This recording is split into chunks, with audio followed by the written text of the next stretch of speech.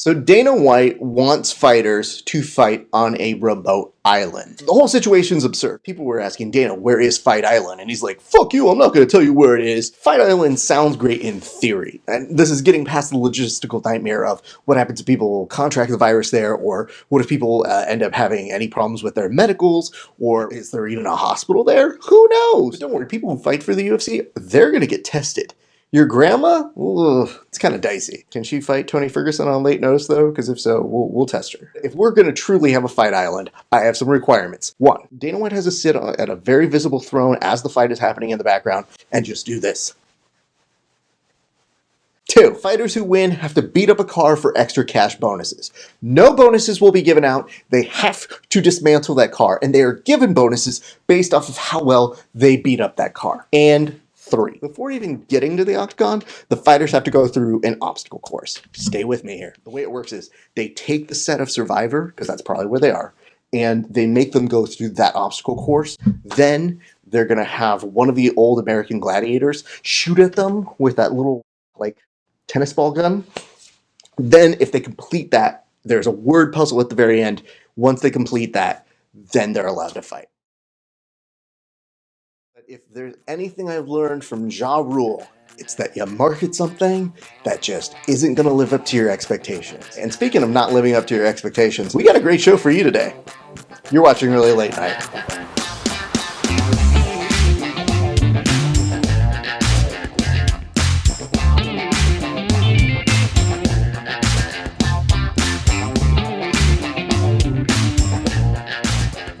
Hey, what's up, everybody? My name is Rafa Esparza. Welcome to Early Late Night, the show you watch because Facebook Live tells you something's happening. I know, the world sucks sometimes, but don't worry, I read the news so you don't have to. Our top story.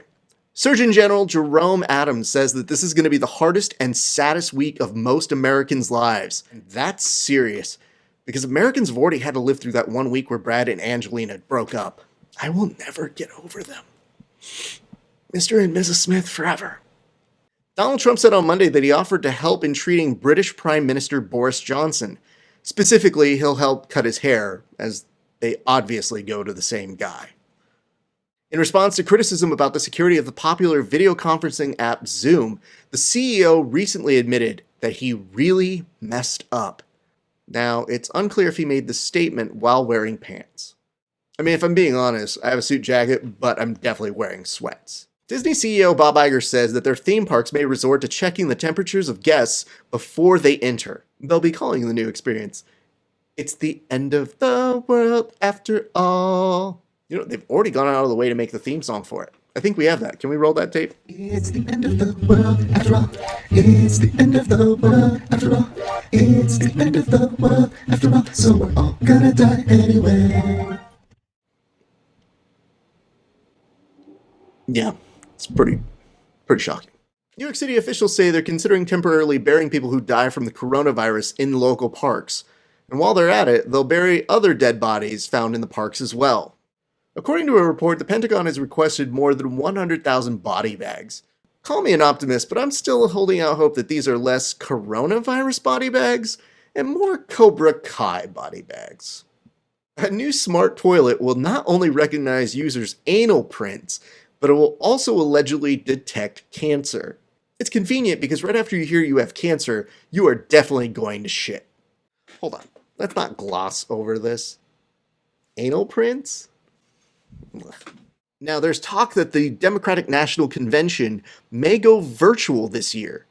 The San Diego Comic-Con convention may also go virtual, much to the relief of all of their participants.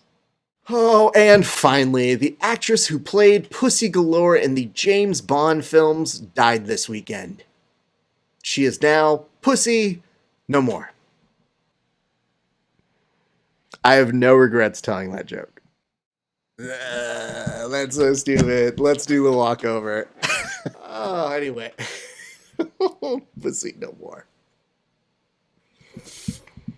Fuck you, Jeff McKinnon. Hey, thanks for watching our show. We really appreciate you guys. We hope that we're providing some entertainment and some yucks that are outside the norms. Anyway, we're excited for the show that we have today, but if you are not following us on Twitter, on Instagram, or on YouTube, Please rectify that situation. Go follow us. Give us some love because we have a lot of hard workers here going out of their way to give you a really, really good show. Anyway, I thought right now we'd actually take an important issue that I think is being neglected.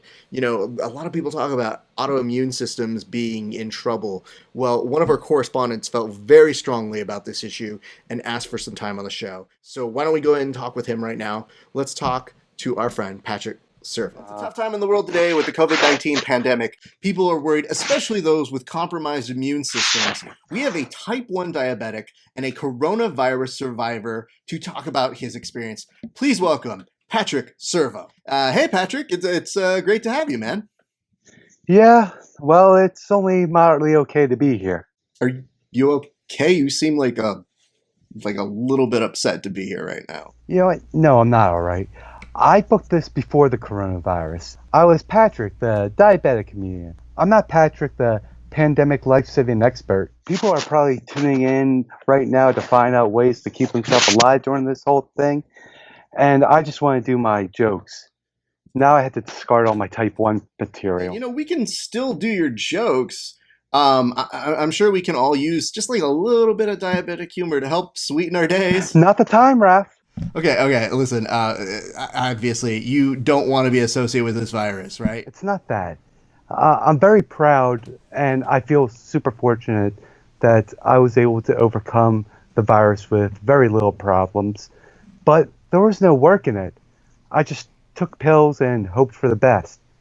Do you know how much work you need to do as a diabetic? My immune system attacked itself and now can't produce insulin. My pancreas is like a millennial with a philosophy degree.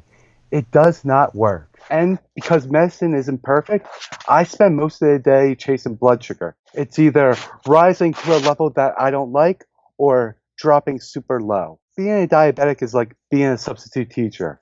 I'm doing a job that isn't mine and half the time I'm high. Listen, I'm not trying to dismiss the work you put into managing your blood sugar. I just think that you're kind of selling the coronavirus a little bit short. Sorry. You looked like Jared Kushner there for a moment, right before a press conference. Oh, I don't know about that. And now you sound like him. Speaking of COVID-19, yesterday my blood sugar actually went so low, it accused nurses of stealing face masks. That does sound low. Yeah, dangerously low. You know, if there's one good thing about this whole ordeal, it's that Americans are getting a taste of what it's like to be diabetic. How so? Well, like diabetics, Americans are now fighting a war because of an incompetent organ. Can you explain to me what this war looks like for a diabetic? You know, what does your everyday battle look like? So for someone like you who isn't diabetic, your pancreas will know how much insulin to give itself for the carbs you eat. For me, I had to figure out how much insulin to give myself all by myself. So does the food you eat, that determines the amount of carbs, right? Exactly. So a cup of potatoes are typically around 30 to 35 carbs, where a bag of M&Ms is 32 carbs. Based on insulin sensitivity, I will determine how much insulin I will need to give myself with the carbs I'm eating. Some foods affect diabetics differently as well. For instance, pizza is like a diabetic's arch nemesis. Sometimes after eating pizza, my blood sugar test results are so bad that not even Lori Loughlin could get them into college. Okay, so how do you get it to a level where you want it to be? Well, if it's low, you eat carbs. But if it's too high, you take a correction shot. But that doesn't always work. I actually think my blood sugar took a Viagra the other day, because after 4 hours, I still couldn't get it to go down. Okay, I think I'm understanding. Diabetes is something that you always have to deal with and that isn't going away. Right. And I'm not saying coronavirus isn't serious, but I only had it for 2 weeks. My pancreas hasn't worked for 7 years. It's the Daniel Baldwin of my organs. My apologies to Daniel Baldwin. Listen, do you have any parting wisdom to those who are watching and maybe afraid of the virus? Well, I think everyone should take the virus seriously. Wash your hands and distance yourself. Treat the virus like it's a diabetic who just went to the Cheesecake Factory and now has a high blood sugar. Do a correction, take extra insulin, and make sure the numbers get low. Patric Ciervo, everybody. All right, guys. My next guest is an individual who, I mean, how do I put it this way? You know, when you get really excited for one of your friends and you see they're doing big things and then you see they've made it to deadline and you go, oh my God, good for him. This is so dope. Oh no, they spelled his name wrong. So as much as I would love to say, hey, ladies and gentlemen, welcome to the show, Chris Estrada, that's not even a real name. Like, it's kind of like when I scored a goal in high school and they accredited it to Max Esparza. And I was like, no Mexican is named Max. So, ladies and gentlemen, I'm very excited because the gentleman that we're about to talk to, not only was he just announced on Deadline, this is him, I promise you, that he'll be on a Will Smith hosted program on the Quibi network called This Joker, but he is also an individual who has been recognized by Comedy Central as an Up Next comedian and also the Time Out LA Top 10 comics to watch. Ladies and gentlemen, please welcome to the show, Chris Estrada. Sir, how are you doing? Pretty good. How about you doing? How you doing, Ralph? You know, that's so funny. It's Chris Estrada. Put some respect on my name. Bro, it's just like, it's one of those things where I grew up in journalism. And they always told you, they're like, if you get a name wrong, you're fired. And I read these things sometimes and I just go like, yo, this is a really nice thing for this guy. And you just messed it up, everybody. So congratulations. It's so funny because my girlfriend, who also, she majored in journalism, she told me, she goes, why don't you just email them and say, hey, really flattered, thanks for including me in the article, but you spelled my name wrong. Mm-hmm. I'll be honest with you, I emailed them because I thought it was just funny. So I was just like, this is just like hilarious to me. I go, it's tragically funny because like, you know, I'm a stand-up comedian. There's no shows to do. There's nothing going on. Everything's shut down. So the only accolade I do get is getting my name written up alongside Will Smith. And then I see they spelled my last name wrong. And I'm like, that's hilarious. Well, let's talk about the opportunity because it sounds like a great one. Will Smith is hosting a show. So tell us a little bit about it and how it came together. So I guess a few months ago, I was reached out to by Westbrook Media, which was Will Smith and Jada Pickett's company, and they were doing a show called This Joker, where Will Smith presents comics. He doesn't do stand up or anything like that. He's just like he's met a lot of comics and he works with comics. They help him write his Instagram and they help him with the social media and whatnot. So he really endeared himself to stand-up comedians and really has like, you know, he's a sweet guy. So he said, why don't I do a show where I introduce up-and-coming comics? And then I was chosen as one of them and I got to meet him. I mean, it was insane. I was telling one of my friends that Will Smith is so famous, I call Tom Cruise White Will Smith. That's great. Yeah. So, but yeah, it was insane. I mean, first of all, you know, it's not like Will Smith is comedy adjacent. This is a man who's essentially been in our lives doing The Fresh Prince, dating back all the way to like the early 90s. And even his form of rap was kind of comedy based. So this is a person who's been in and around comedy. And I think that it's pretty dope to have that kind of recognition where you can kind of do your thing. And Quibi, they're spending thousands of dollars. And I mean, right now, no one else has anywhere else to go. So they might as well, you know, when this is released. So when does this come out now? It'll be coming out later this month. I think in a week or two from now. Okay, so that means... it'll be coming out quickly. And it'll be, I'm pretty excited. When did they end up shooting it then? We shot, what are we, in April? We shot late last year. Okay. Like I would say we shot like around October. Okay. So October. So that's got to be pretty cool. I mean, you end the year and you got to be all excited. You know, how does it feel? Because I'm sure that you have some people that know about this, but you know that the deadline is going to be kind of like the first wave of being able to tell people like, oh, by the way, I did some like really cool shit and here it is. Yeah, well, you know, what's really funny about it is like in filming the show, we got to hang out with them and we got to take a lot of pictures with them. and it was during a weekend. The shoot was 5 days, and it ended on a weekend, like on a Saturday night. But what was really funny about it was that a lot of the comics took pictures with them, and they all posted it that on a Saturday night. So there was tons of comedians in LA saying, "Why are a bunch of our friends hanging out with Will Smith in Las Vegas?" And it's really funny because we were posting about it, but we really couldn't go at detail. Yeah. You know, we couldn't really get into detail about what it was about. We were just like, oh, we were just there filming a show, and he was there. He Right. happened to be a guest, whatever, you know? So that's what's so funny about it. Everybody was like, why does everybody have a picture with Will Smith right now? I mean, again, one of the things that I always try to do, especially when you work in entertainment, is you just kind of get a little bit more to that point of, especially with my friends, I guess, is I just look and I go, all right, I'll find out when they tell me. Like, this is probably good. Yeah, Or, you know, worst right. case scenario, they're just like, yo, I don't know, man, Tom Cruise came to the club and we all took a photo. I'd be like, oh, Yeah. okay, that's cool. But for this, you kind of Yeah, get that that's cool. suspicion raised of like, why is Will Smith taking a lot of photos? Yes, a lot of photos. Yeah. If it was just one person and it was like, oh, that person bumped into him, or they were at a thing together, or whatever. But when you see it's like 15 of your peers, and you're like, wait, why are 15 other stand-up comics taking pictures with fresh friends? Right. Yeah. I mean, if at any point, and I don't want to put you in bad standing with Will, Oh no.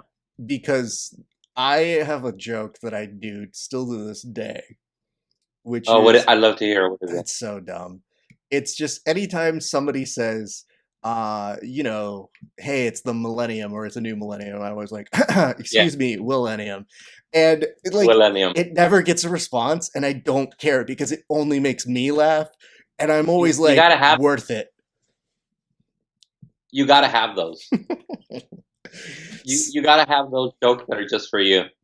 And that's the whole thing is like, it's hard to explain to people, but when you literally throw out like a million jokes a day, you know, you look at them and you go, listen, our batting average isn't always going to be 1,000. So there's going to be some that if you ever feel like it, you're just like, oh man, I just feel so much better throwing that out there. It happens with puns as well. But let me ask this, man. Absolutely. So let's talk a little bit about you know, what you've been doing. The coronavirus has made us all like, I mean, you're obviously in the kitchen right now. So this is the best booking that I think we could probably do, is being like, yo, bro, tell me all about your house. So. This is like a really lackluster edition of like Cribs, where it's just like, nah, you just see this room, bro. Tell me about this. What have you been doing to survive the stay-at-home orders right now? Well, to survive it, first off, I got my Pornhub Premium account. They're giving those out right now. God bless them for it. They're the only real corporation that cares about us. I'm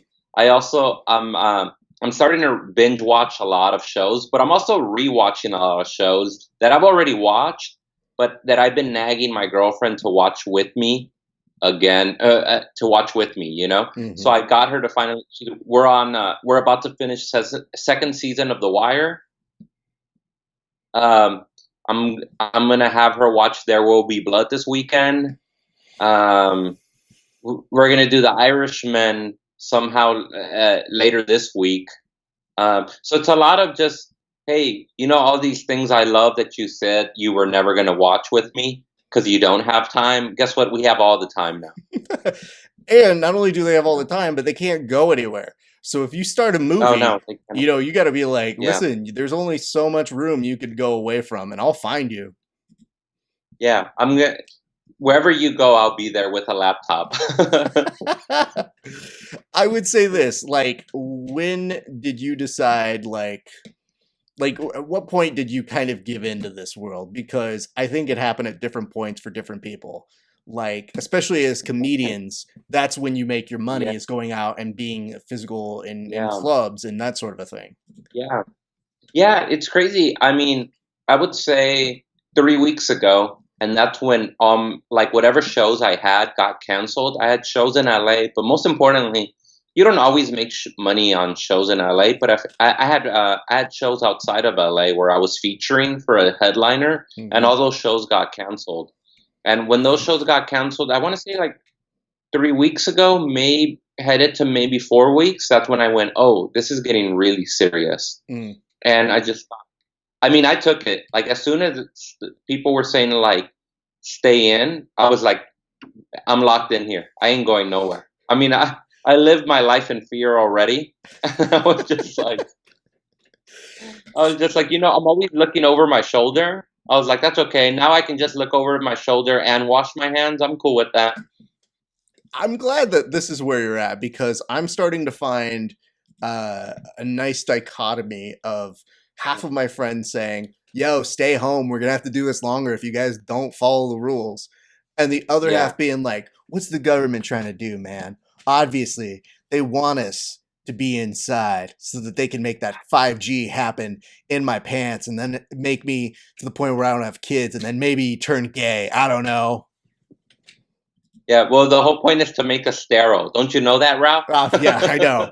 Jesus, who do? Yeah, the other thing that I found that's actually really entertaining about this process is I've seen the number of people who post the political parts of the Star Wars movies increased by ninefold.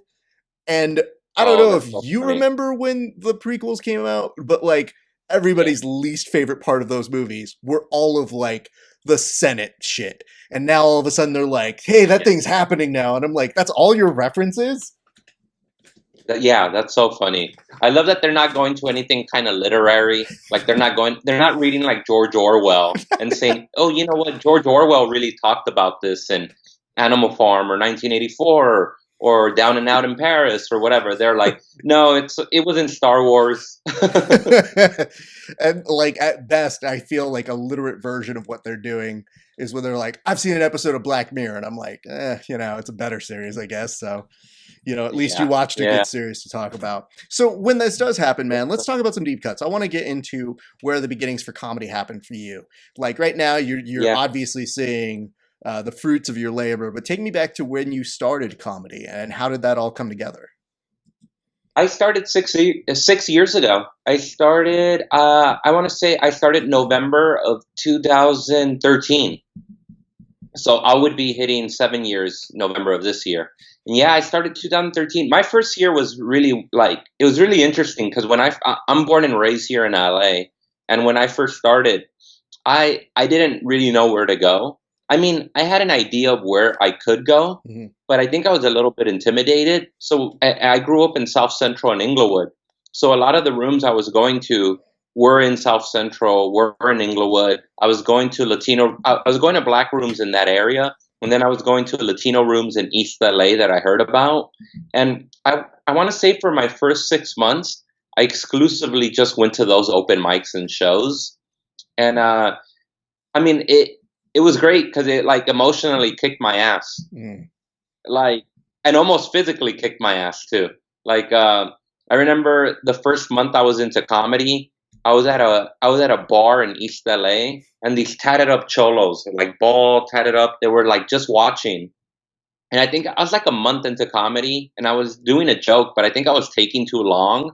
And this tatted up cholo, big, tall dude, buff too. He got so mad that I was taking long. He just pounded his hands on the table, got up, and said, "Hey, homie, I'm not here to hear your fucking life story. Tell me a joke before I beat your ass." Oh, dude. It taught me. In my mind was like edit. Yeah. Well, me and my friend always joke around that he was going to come up to me afterwards and say, "Listen, homie, I just believe that brevity is the soul of wit." Right. And one of the other rooms I went to, I remember that I had like emotionally got my ass kicked. There was a room in South LA in Leimert Park, and it's called Maverick Flats. I remember they used to have they did a thing called Tap Out, where it was Apollo style. So anytime a comedian would go up, the audience can tap them out by tapping the table anytime during their set. So the goal was to try to go as long as possible. Or they would also jiggle their keys. That was another thing that they would do. And after the majority black room, and after and I lived in the area, so I felt like comfortable, and I thought, it's okay. I can be colloquial and I can make them laugh. But I remember I got pretty comfortable, and I think on my second month going, I had reached like maybe 3 to 4 minutes.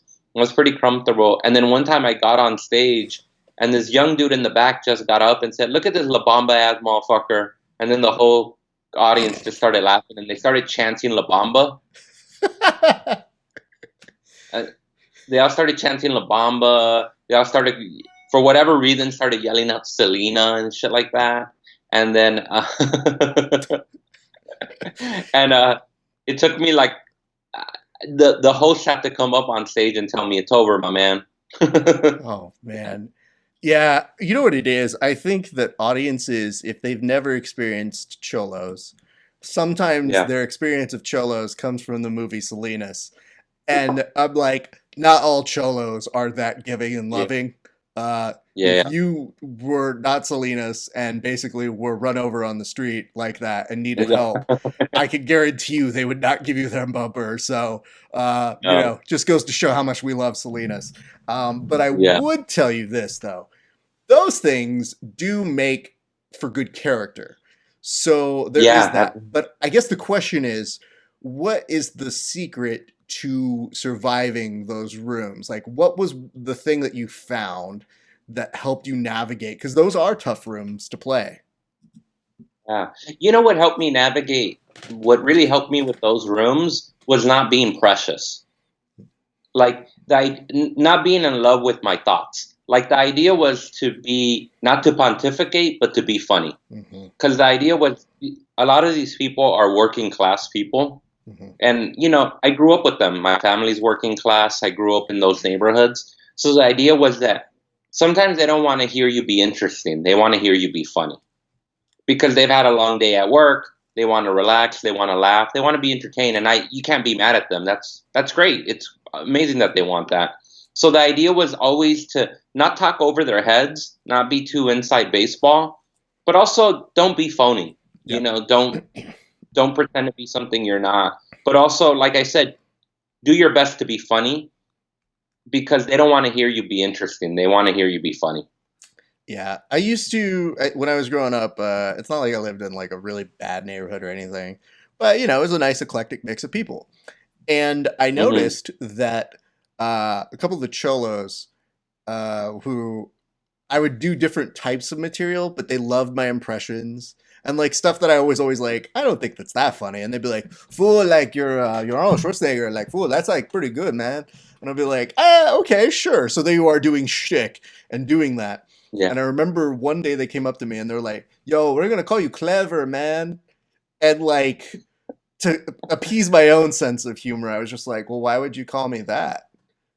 And they just kind of looked at me and they're like, "Fool, because like, it's like self-explanatory, man. Like, I think you should already get that." And I was like, "Oh, okay, cool." So I kind of was able to work my deadpan style that I liked, while also allowing them to feel smarter than me and playing into a thing where it was just like, oh, it's what you make of it. Like, don't make them lesser, make them part of it.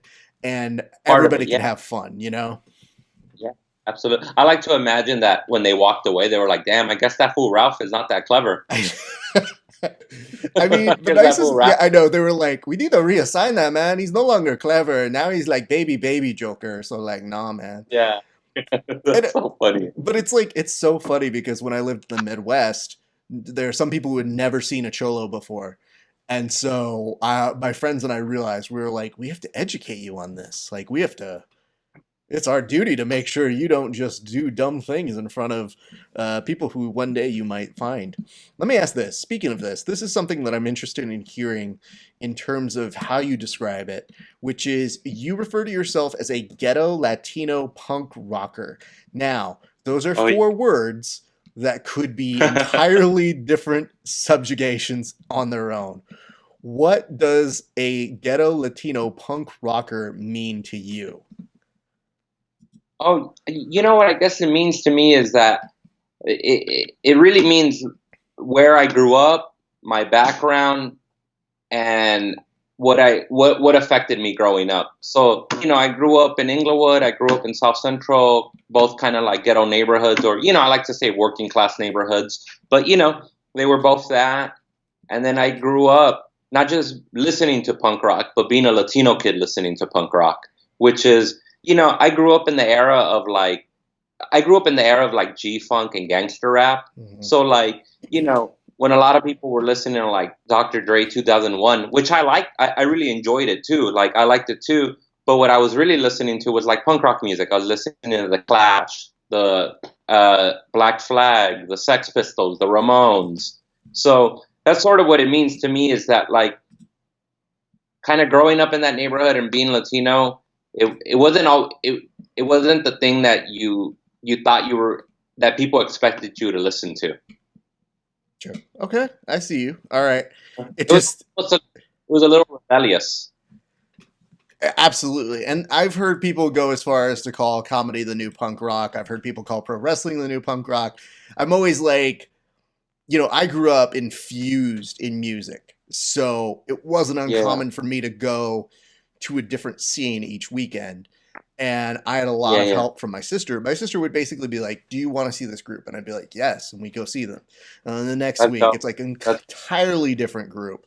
So it's like, you kind of run the gamut. And to me, it's so hard to explain. And I think this is why some comedians and musicians kind of see each other as brethren. It's just, you just can't replicate that live experience. Like you can watch a comedy special from a very talented comedian and be like, wow, that's really good. That's really funny.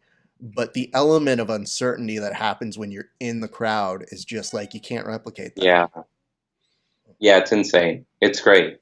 It is that live feeling. There is that energy that goes back and forth between someone, and that that's like something can happen that can fuck it up or make it better. Yeah. No, it's pretty impressive. What is the thing that, I've been curious to find these markers for people who are doing comedy. So what would you say before, like, the whole Will Smith thing came in? Obviously getting on Comedy Central and being featured on there, that's got to be pretty dope as well. What would you say has been one of the best highlights that you've had in the past few years that you've been like, oh, damn, that was dope. I didn't know that would happen. You know what? I would say just feeling more comfortable. Like, because I think when I first started stand-up, I approached it very writerly. Yeah. Like the idea was to write, rely on your material. And so I think after, constantly getting up over almost every night and then going over my material, I think the one thing that excited me the most was when I realized that if I just, that I started feeling comfortable on stage and just didn't rely on the written word all the time, or as long as I knew where I was going and what, like I write every joke and I write every word. I was like, when I stopped like being married to every single word, I started being a little more relaxed on stage. And what's funny is that when I started being more relaxed on stage, I didn't miss a beat. I still wasn't leaving words out. Yeah. I just felt more comfortable, I think I wasn't as tense anymore. And like, to me, it may not be a big, like, kind of win in the sense that it's like, it's not like a goal that you met, like, oh, I didn't get this. But it's just a very small thing that internally you're like, wow, I'm getting more comfortable. This feels great. I find that one of the best things, and I know there are different styles, but there's something that happens when the speed in which you perform relaxes. So like, I think when you first start, everybody's like, I got to get all these words out because I've only got 5 minutes. So here's my bit, laugh. Okay, cool. Now I'm going to move on to this. It's like, there's something that happens when you see a comedian relax into their time. Yeah. And they say, all right, I'm probably going to hit about 100 words per minute. And even then, I'm going to make sure that every word has power, that it has significance, because at a certain point, if you overdo it, you're wasting their time. So you really become conscious of that. There's something, okay, so one of the things I wanted to go over with you in particular is everybody here has different status updates. Everybody who has these kind of things that kind of make me chuckle on the side. There are a couple that not only make me chuckle, but I think that make me see a little bit of insight into you as the person. So I'm going to need some explanation on a couple of these, if you wouldn't mind. Yeah, you got it. All right. This post reads, my goal is to be a successful enough comedian that can tell his fans to fuck off and unfollow me if they're not cool with me posting my ideological thoughts, because right now someone, when they comment, be funny, not political, I reply with, sorry, please don't unfollow me, I need you. That came from, I recently saw a few comedians posting their thoughts, and comedians that I respect, and they were also telling their fans, fuck off if this bothers you. I'm also a human being. And I love that they did that, because they are also human people. They are also human beings with their own thoughts, we shouldn't have to be on. We also have convictions. But it also made me laugh to be self-deprecating and be like, well, I don't know if I could do that. It makes me laugh at the idea of groveling and being like, no. Okay, I'll erase it. I need you right now. But wait until I get 40,000 followers. I'm going to tell you to fuck off. Because I honestly, I tell people this. I make it a policy not to add people on my Facebook for a few reasons. One, okay, I've got too much shit to promote. So, like, you either hop on this train or, because that way I know you bought into me. It wasn't I came to you and said, like, I've got a podcast on MMA. I've got this funny skit I wrote. I did a hosting gig over here. And it's like, no one cares. If you buy into this, then you can get off the train anytime you want. Now, having said that, the one thing I do relate to is we live in a business where numbers are nice. They're not everything. Yeah, numbers are nice. But numbers are nice. Because when people are like, what's your following like? It's like, well, it was 50,000.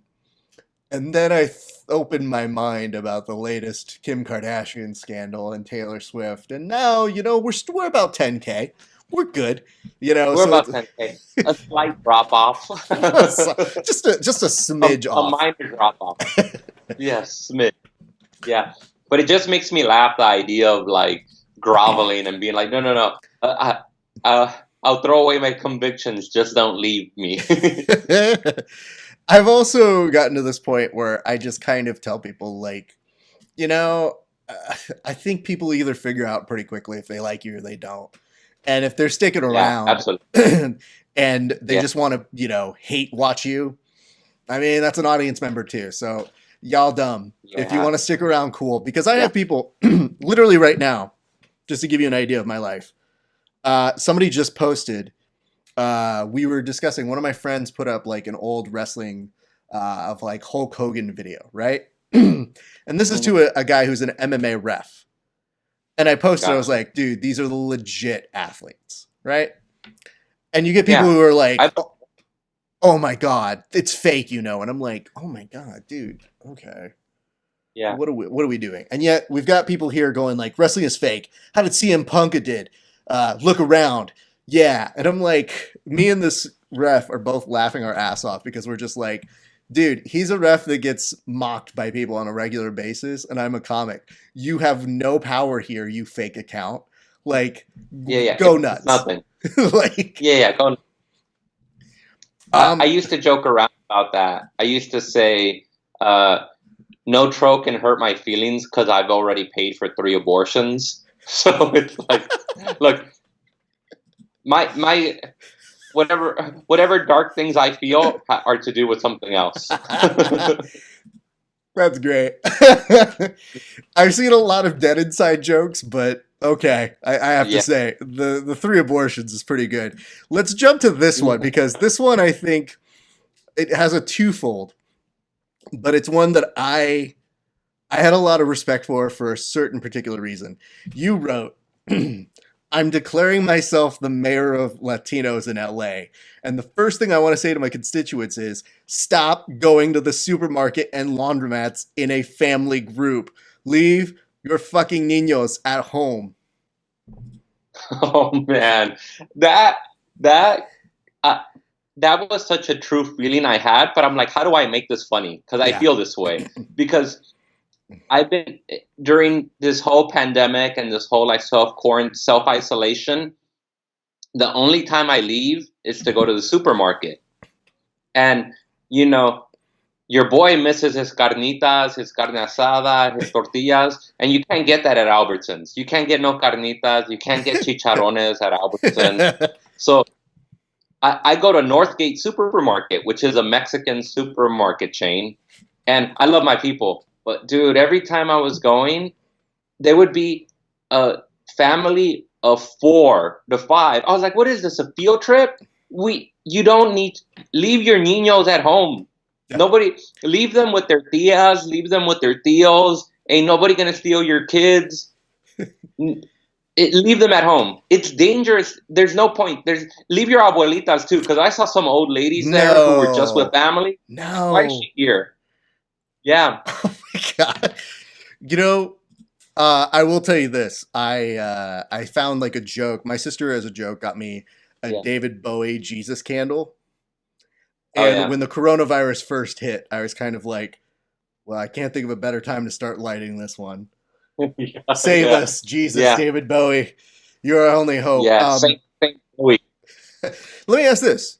Now, this is the real prompt that I wanted to get from what you put up there, which is if you were, and I'm assuming, we haven't declared all the votes in yet, but if you were the mayor of all Latinos, what would your first order of business be? During this moment, during this time right now? I mean, you were pretty fair about saying, like, stay the fuck at home, and I respect that. But let's say, all things considered, everything's normal. What is your first order of business as the mayor of Latinos of Los Angeles? You know what? No fireworks Monday through Friday. Why is that? Because I don't know, for your viewers that don't know this, LA is a, big Latino population, big Mexican population, big Central American population. We're so patriotic. We love this country so much that we pop fireworks even when it isn't 4th of July. And it's insane. I'm not lying to you. A few weeks ago, my neighbor was lighting fireworks for no reason. What the fuck? My God. Yeah, I mean, go ahead.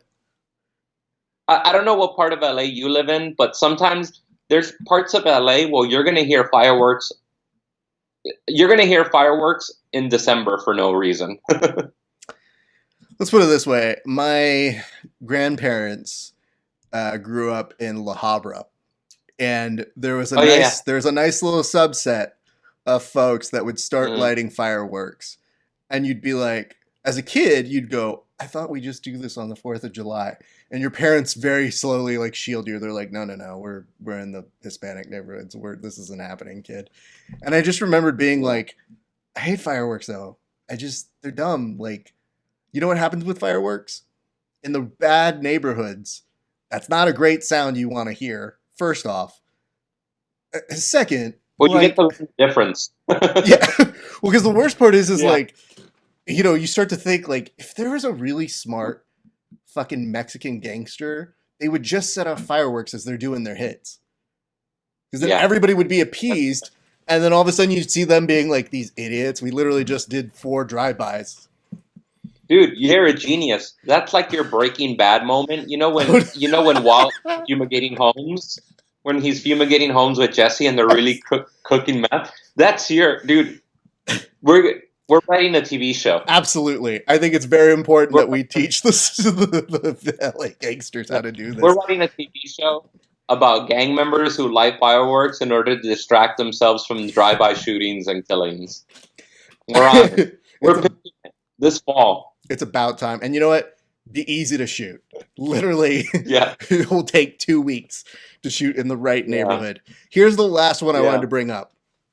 I feel like this is something that takes us outside of LA, maybe a little bit broader. And you wrote, I just donated to the Bernie Sanders campaign because I feel like no other candidate is really look out for the interests of people with Cricket wireless phones. We are marginalized, and despite our shitty phone service, our voices will be heard. Yep. And that comes from being a proud Cricket wireless. Oh, bless your soul. Look at that. I really got a Cricket wireless, man. I live that ghetto phone life.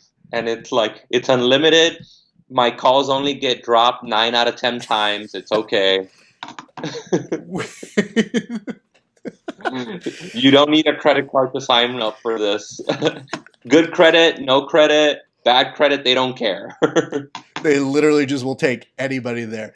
I just always Yeah. love when you see certain organizations cater to the audience they know they're going to get. So for Cricket Wireless, they're just like, what kind of commercials are we going to make, man? And they're just like, just bright, and whatever. Just reach to those people. Yes, let's reach for people who buy dinner at 7-Eleven. And not only that, but like somebody who goes, man, it's 2 a.m.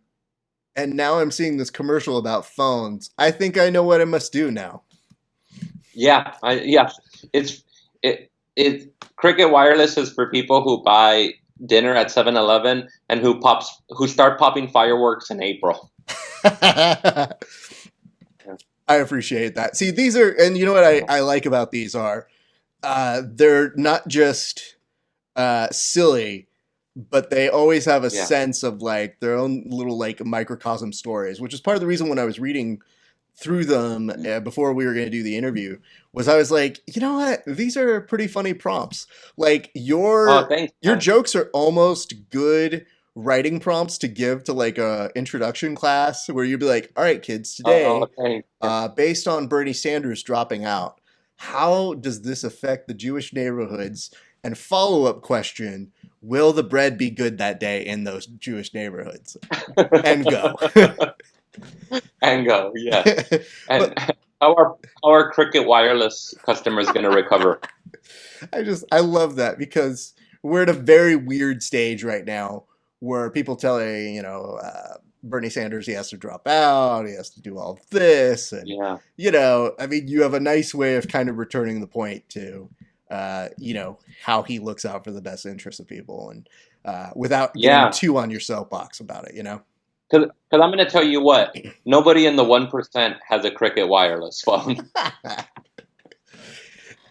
No billionaire has a Cricket Wireless phone. Well, I don't know if you see those memes, but whenever they try to tell you and like make you feel bad, where they go, Bill Gates wears one shirt, Mark Zuckerberg has like a really plain shirt. I'm always like, well, what do they have that's not plain? Like, yeah, their clothes are pretty plain, but like they probably have like a space robot serving them dinner. So yes, exactly. That's so funny. It's like, oh, he only has one shirt. He's a modest guy. He only owns 3 islands. Right. He shops at Old Navy, but also he has a giant investment in New York City, so he's kind of in charge. He was only in Jeffrey Epstein's plane twice. Which is like, I think, and he was offered to be on it 10 more times. I just love the fact that like we're at a point now where I think even if somebody does get away with that shit, I think we're looking at like the next set of memes that keep us. So we're always like, what's the next thing? So it's like Jeffrey Epstein has now given way to, Carol Baskin, Joe Exotic memes. Yeah, we're Tiger King, yeah. And, to me, I'm always thinking like, I think our gross domestic product is just memes in the United States. I think that's all we're good for anymore. You know what's so funny? I jokingly said that I about like 2 years ago. I was telling a friend. I said our biggest export is memes. And then I was telling them. I said nobody does memes better than America. And then I go, foreign countries don't know how to do memes. They usually have starving children and like war scenes in their memes, but they're too real. They're like they're almost being honest. Right. Yeah. Well, I'm glad. You know what? This is nice because I feel like without necessarily seeing each other's jokes, I feel like, oh, no, that's true. I see that too. Because for me, I always think like a certain way. And I always tell people, I'm like, you know what's so funny about comedy and specifically with memes is that parallel development happens so much quicker and so much faster that you look at people and like, I just always tell people, I'm like, I don't know that I necessarily think people steal any jokes per se, unless you see them go to concerts or see them go to different clubs and you're like, no, they've seen each other. Like, I like the fact They that assume each other. Yeah. individually, you and I both came up with this, like, Jesus Christ, these fucking people. Like, what do we have anymore? Like, we don't invent things I know. anymore. You know what I mean?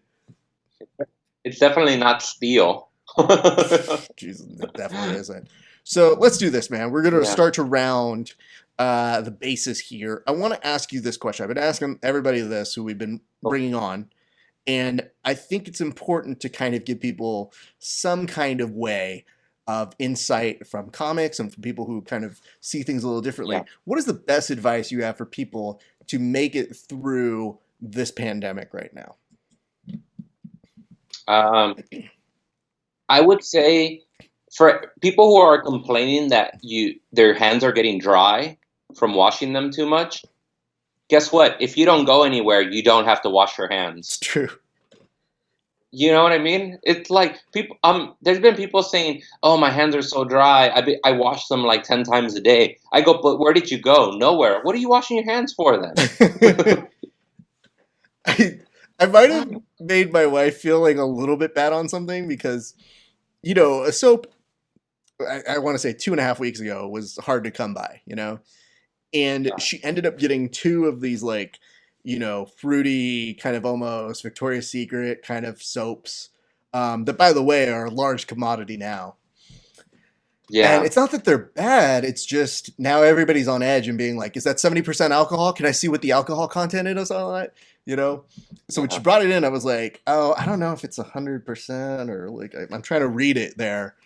And then I realized as I was giving her shit, I was like, oh, no, I mean, as long as it's soap and it's in the bathroom, then I think we're good, because isn't the whole point of me going to the restroom in my own house not like I just came from the streets and then it was just like, you know what I mean? Like, oh, this better be 70% or I'm going to die or Thriller's going to happen to me. You know, it's like, no, I just need to be clean. So I looked at her and I was like, I think it'll do. But I like that for a split second. Cut to me like looking at this thing and being like, hold on, let me read. It's 59%. That's not good enough. Take it back. And she's like, I don't think I can take it back. But I would tell people, don't confuse your allergies for symptoms. Well, I think you wrote something like that. You were saying that if you kind of, was it sneeze or what is it that you were saying about that? Well, I don't remember what exactly I wrote, but I do remember thinking the other day, yesterday, I woke up and I had a little bit of a cough during the night. And right away I thought to myself, oh shit, I got it. I got it. I'm freaking out. And then I realized I also have acid reflux really badly. No. So I was like, you know what? I think that's what it was. And then I was already planning. I'm like, what am I going to do? Where can I go to?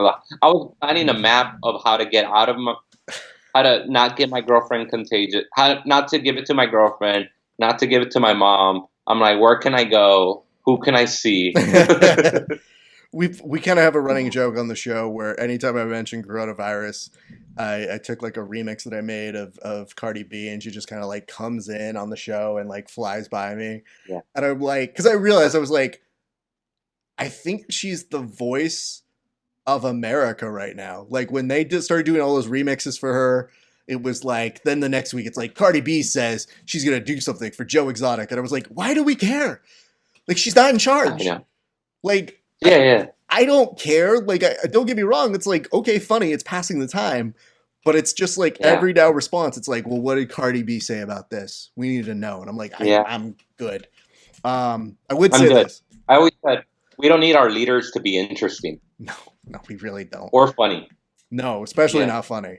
Like, I thought Obama was like the last marker of me being like, yo, he's too funny, dude. We gotta cut him off. His timing's really good. Yeah, like decent timing. Yeah. I would tell you this. I would say before any of this pandemic hit, my mother-in-law is a nurse, and she famously will say, like, oh, I can't get sick. I can't afford to get sick. And I was like, who can? Yeah. No one can afford to get sick. Like, I get that you live in like a health facility when you go to work. Yeah.